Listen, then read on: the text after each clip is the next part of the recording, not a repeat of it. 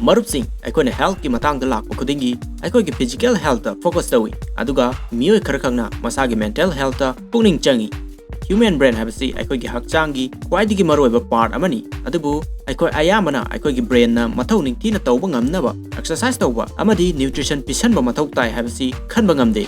Aikoina khangi nungtigi junk food chasinbana aikoigi body amadi physical health ta amangata thokhalli. Masigumba aikoigi nungtigi tawba habits kharanasu aikoigi brain da achauba amangba kya thogalakpa yai habasi aikoina khangde. Aduna ngasidi adugumba nangi brain du amangata thokhanba phattaba habits singdu haijarake. Madu khangjillaga phattaba habits singdu avoid tawduna nangi brain du healthy oilu. Aduna number 1 multitasking. Nangna masi taramba yare. Nangna multitasking tawbana nangi productivity du hanthali. Aduga tasks mayam du amukta da tawbana nangi brain do energy yamna drain tawi. MIT gi neuroscientist Earl Miller na hairi, our brains are not wired to multitask well. Miyosingna makoi se multitasking tawri khalli. Adubu makoina thabak ani natraga ahum du amukta da tawde. Adubu thabak singdu amadagi amada thuna switch tawbani. Aikoida illusion oina multitasking tawba uhanbani. Asengbadi aikoigi brain du real time da kaidawaida multitasking tawde. Aduga thabak singdu asumna tawbana aikoigi brain gi stress hormone cortisol amadi fight or flight hormone adrenaline bu release tawhalli. Aikoigi brain da mental focus semgalli. Maramsina nangna anamba matamda multitasking tawnaba honaganu. Number 2 consuming too much sugar. Aikoi loina khangi madudi athumba ka hena chabana aikoigi body da yamna kudong tiningai oi. Masina aikoi diabetes na hanba, dental cavity hanthanba amadi excessive weight gain oiraknaba machak ohelli. Adubu nangna khallibasi athumba ka hena chabana brain da karamna amangbo halebino habsini. Anamba matamda athumba ka hena chabasina nangi haksangi protein amadi nutrients absorb tawba hanthalli. Masina aikoigi brain gi development tu slow oirai. Maramdi aikoigi blood stream da nutrients hantana yaure. Aduna aikoigi brain cells singdu growth laknaba sufficient nutrients phangdre. Masigi maramna aikoigi memory amadi thinking ability du chaitheng pirai. Nangbu depression laknaba machak ohelli. Aduna nangna athumba ka hena charagadi masining singo. Number 3 mindless procrastination. Procrastination habse aikoigi kwaidigi chawba yengnabani. Maduna aikoigi goal singbu lamna leheli. Adubu aikoina khalli procrastination tawbana aikoigi outside world bu affect tawi. Aikoigi future goal bu mapung phahande. Adubu asengbadi nangna procrastinate tawbana nangna nangi self control bu damage tawhalli. Kana daba pot singda matam manghanduna nangi nathauda focus tawbada awabo heli. Aduna procrastination tawbaduna nangi habit oirei. Nangna madu control tawba ngamgani khalli. Adubu asengbadadi nangi oina masi yamna luba ama oirei. Nangi brain du automatically maroiba thabak singdu avoid tawduna lei. Self control madi mental strength habasi muscle amagumna nangna masibu nungtigi exercise tawba changi. Natragadi procrastinate tawbaduna nangna masigi muscle sibu hena damage tawhalli.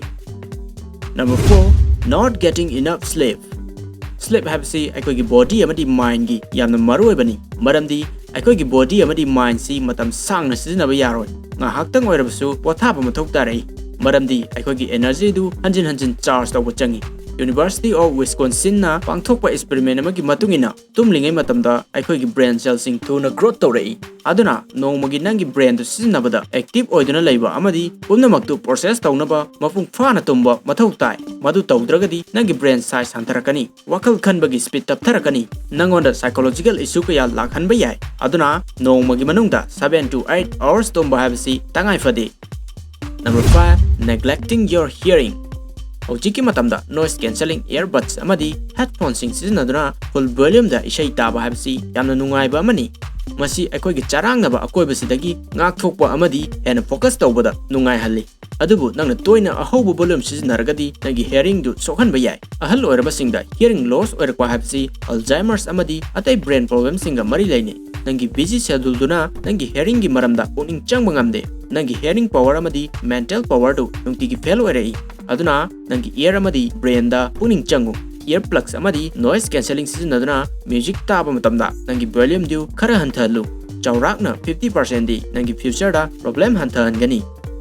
Number 6 overeating.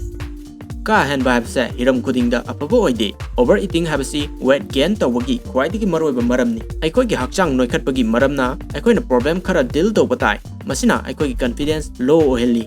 Adubu naha khanglabra overeating na nangi brain do yamna serious oina damage tawhalli.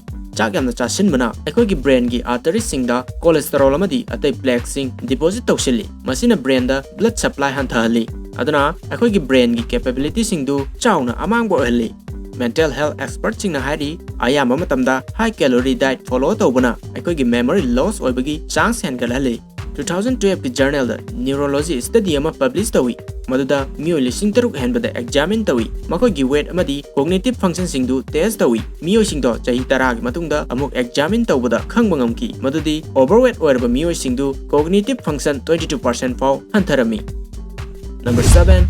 Covering your head while sleeping.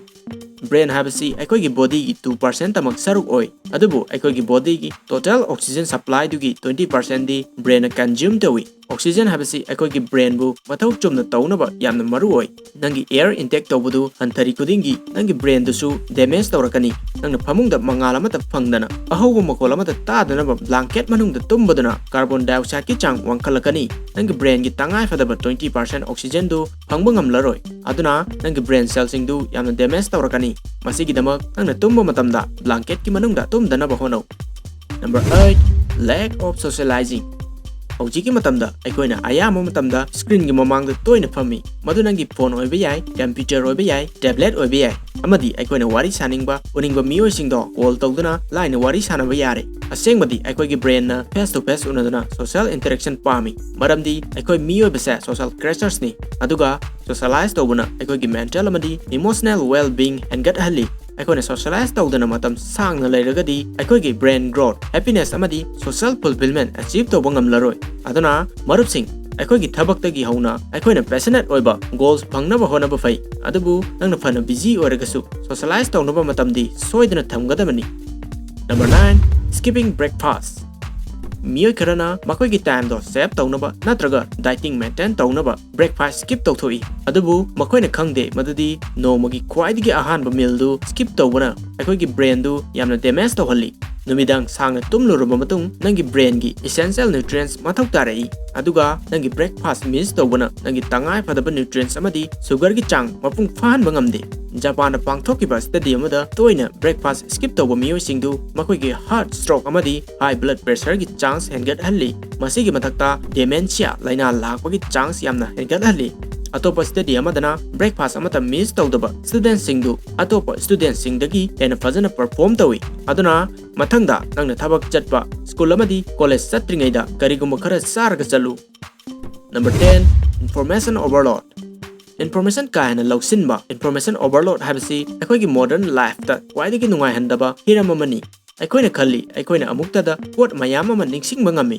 maduginama aikoina information mayam ama lausinaba hone aikoina email mayam ama paselli notification mayam ama receive tawi contents mayam ama yengsilli adubu maduna aikoida stress kaya ama thokhalli masina nagi decision lawbagi mapangal sonthalli aikoigumna aikoigi brain su limitation khara lei amuktada akaknaba information khara handle tawba ngami aduna nangna media sing consume tawba matamda cheksello kanadaba information singda punging changanu masina nangi brain du alert amadi stress free ohengani Number 11 Adequate water intake aikoigi hakchang se tawrakna 70% di isingni aduna isingna aikoigi hakchang amadi brain gi mathau chumna tawnaba yamna maru oi nangna nangi brain gi tangai fadaba singdu matam punumakta pisingadabani maduna nangna wakal khanbagi chang hengat hangani hena focus tawba ngamgani isingna nutrients kudimak deliver tawba amadi toxin singbu remove tawbagi kwaidigi maroiba role ama lawri adubu nangna dehydrate ta leiragadi nangi cognitive function singdu antarakani nangi attention span du antarakani hiram amatada concentrate tawba ngamlaroi aduna nangna matam punumakta hydrated obisi tangai fadi nangna nangi future gi care lawba pamagadi nangi brain gi care lawba habisi tangai fade aduna video si nungai kallagadi like the view channel su subscribe the view mathang da su kana video sing thagalpada chitadana ba bell notification on to buka wiyanu Thank you for watching